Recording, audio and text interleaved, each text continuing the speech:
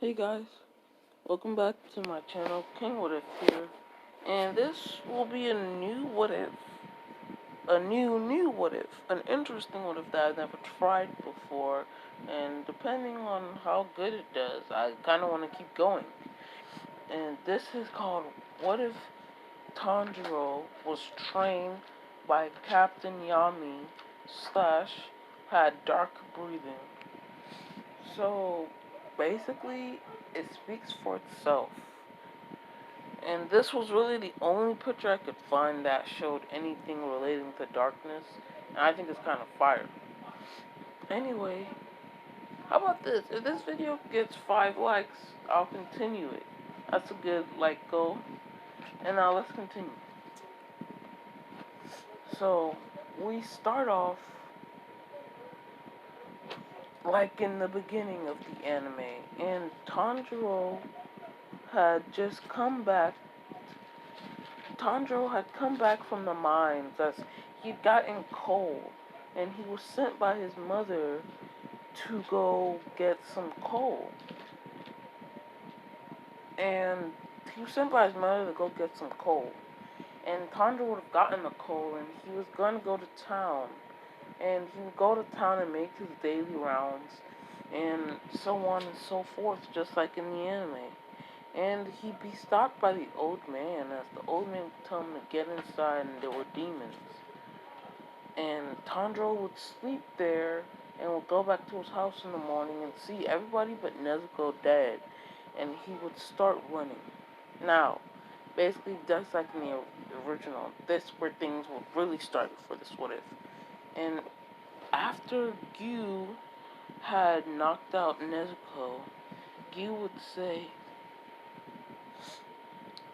I want you to go up to the mountain, and I want you to seek a man called Yami Superhero.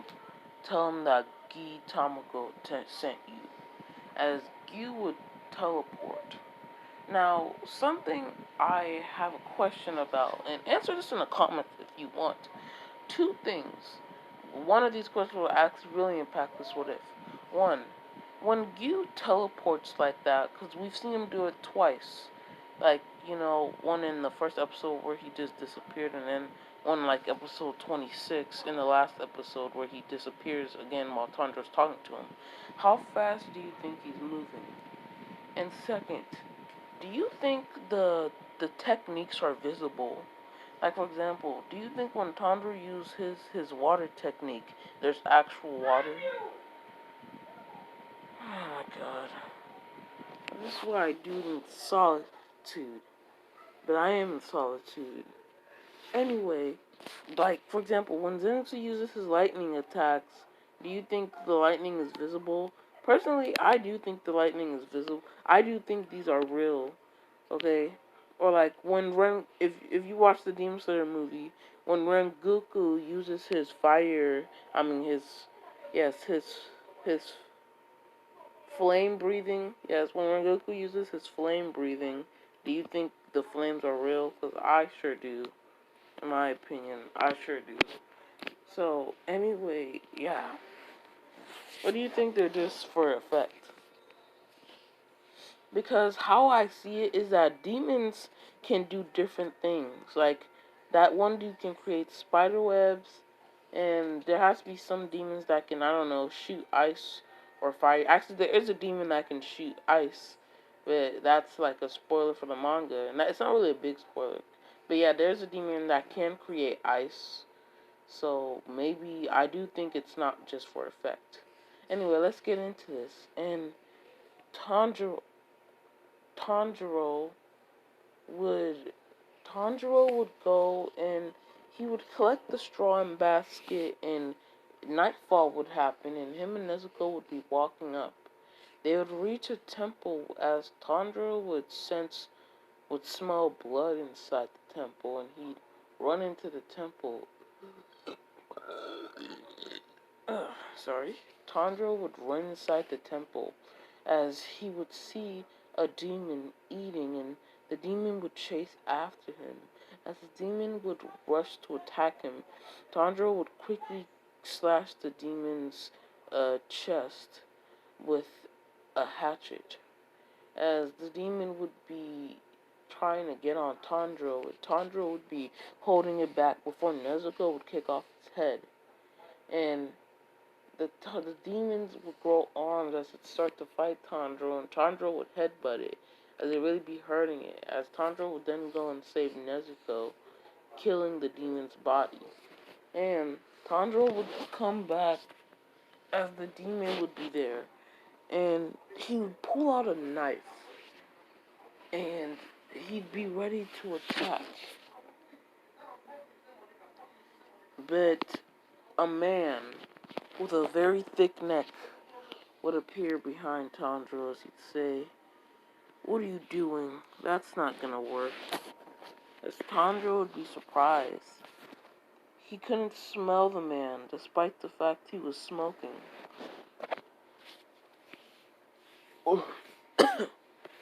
Then he'd say, "What do I do?" And the man who was Captain Yami, I call him Captain Yami before, I don't know why I call him Captain Yami. Before this would happen, I'm just going to call him Yami.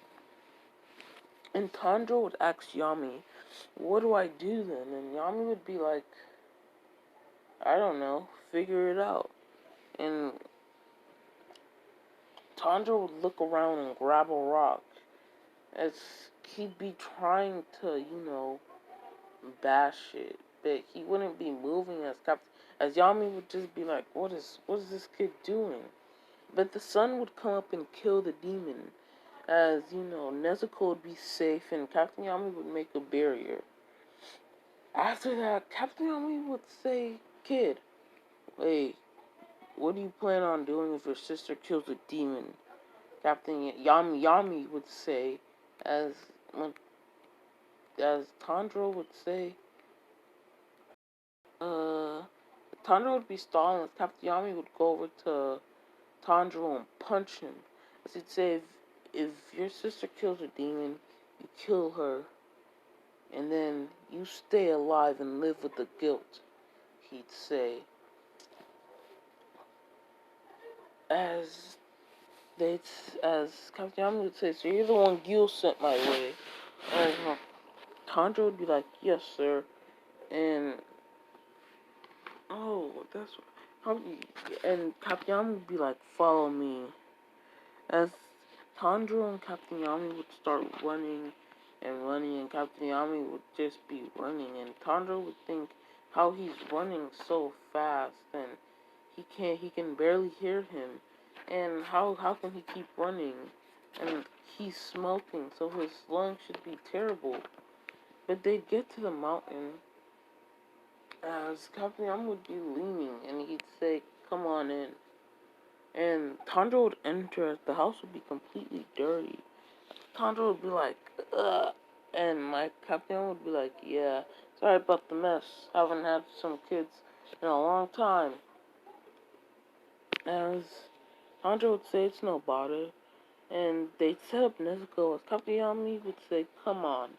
And they'd go on top of this hill. As Captain Yami would be like, basically, "Come down the mountain, that easy."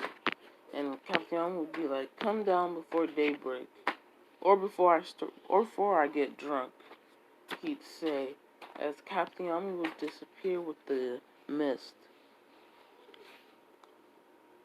Uh,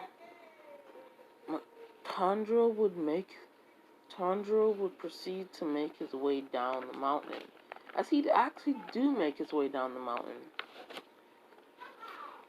From there,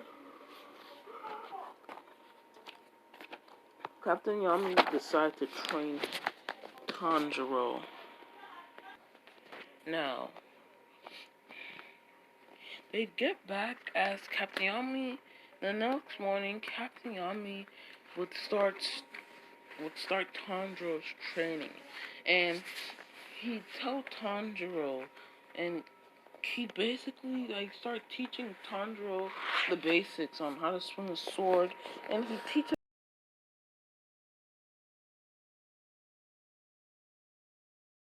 him, as Captain Yami would say, he's like a teacher, and he's gonna be teaching Tanjiro, and Captain Yami would say, that Kapitami would be like darkness breathing, as Tanjiro would be like darkness breathing, as Kapitami would be like yes. There are many teachers who have students. They teach different they, they teach their own different breathing styles, and they teach in different ways. These are the ways I teach in, Captain Yami would say. And Tanjiro would just do normal things. Captain Yami would just do normal things like the basics of swinging a sword, and he'd have Tanjiro train in caves a lot, as he'd be like, "You are to dodge the blades. You close your eyes." How it would start is basically Tanjiro would have to be in a dark cave, as he had to dodge rocks. Then Tanjiro would be in the dark cave at night, as he would have to dodge rocks thrown at high speeds. And then Tanjiro would be in a dark cave at night with his eyes closed, as he would learn to deflect knives. And this would go on as Tanjiro would learn dark breathings. And if you're wondering, no, I'm not going to be making up breathing styles. I actually took the liberty of writing them down in a notebook.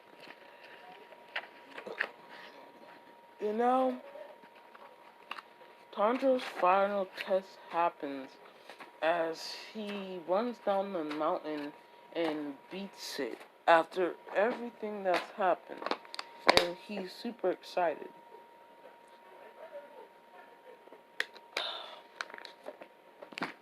Yes, he's super excited. And Captain Yami is like, yes, I've taught you everything. Now, I want you to cut this boulder. As as Tanjiro would be like, what? This boulder?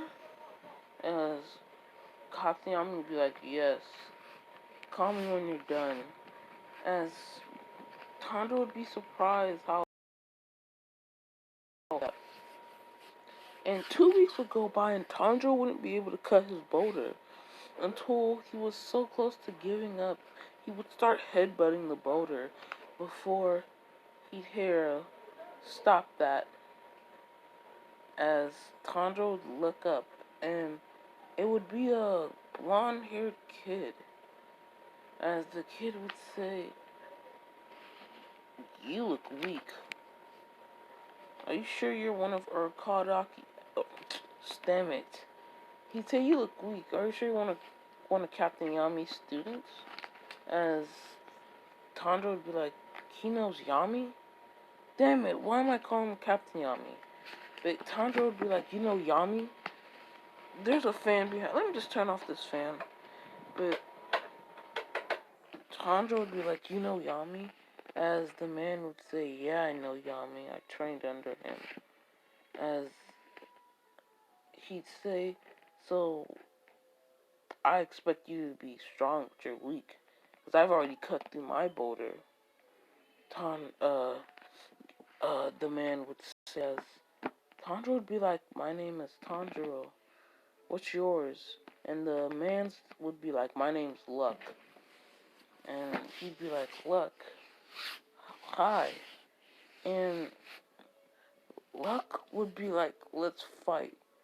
And Tanjiro would be like, "I don't want to fight you. You have a wooden sword." And Luck would be like, "Don't worry about it." And Luck would rush at Tanjiro as he hit his sword, but Tanjiro would manage to block.